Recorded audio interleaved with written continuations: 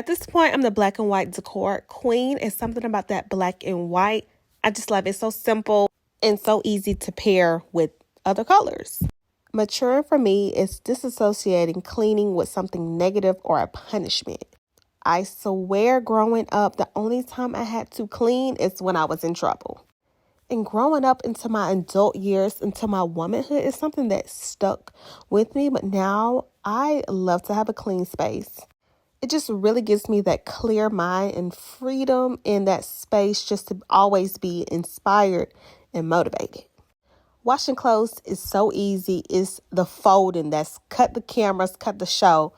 I don't want to do it no more.